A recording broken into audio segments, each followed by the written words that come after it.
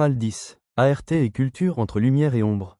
L'architecture porphyrienne mêlait l'essence coloniale espagnole originelle au nouveau style français et allemand. La maison de la famille Souza en témoigne. Initialement à 2 étages, elle fut réduite à un seul niveau après le tremblement de terre de 1920. Face à l'essor culturel de l'époque, Don Prudencio Solieiro perçut le besoin de construire un théâtre et entreprit ce projet. Cependant, faute de moyens, il ne put achever la construction.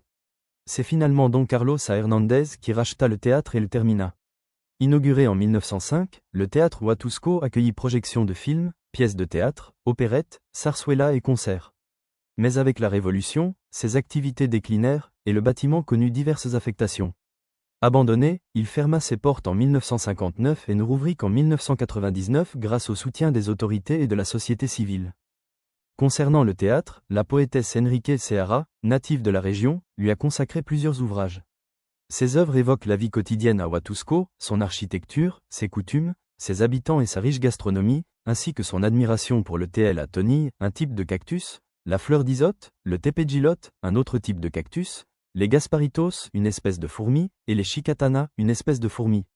Parmi les enfants chéris de la ville figure également Ernesto Garcia Cabral, dit Chango Cabral, dessinateur et caricaturiste de talent qui a immortalisé les grandes figures de son époque.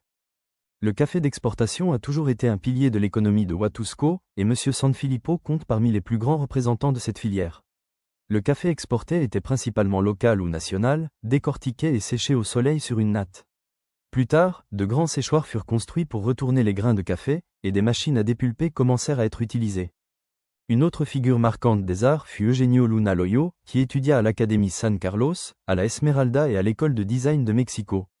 Parallèlement à la peinture, il s'essaya au théâtre et commença à mettre en scène des pièces à Huatusco, se faisant connaître grâce à ses prestations au Théâtre Solieiro et à la mise en scène de plusieurs d'entre elles, ce qui lui valut une renommée nationale.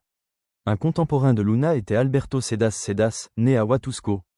En 1950, il s'inscrivit à la Esmeralda, puis retourna dans sa ville natale pour y tenir sa première exposition en 1962. Il exposa ensuite dans divers pays, surmontant de grandes difficultés tout en continuant à peindre les rues de Huatusco et des paysages du monde entier.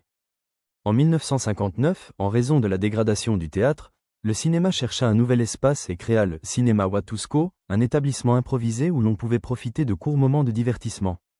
Faisant partie du folklore local, les fêtes populaires sont l'endroit idéal pour que les rues se remplissent de couleurs, de nourriture, de musique, de taureaux de feu, de piñata, de feux d'artifice, de sucreries traditionnelles, de café en pot, de punch et de danse, parmi lesquelles se distingue la soi-disant « danse des Noirs » d'origine totonaque, que l'on peut apprécier le 13 juillet et le 12 décembre à la fois dans la paroisse et dans le Cerrito de Guadalupe.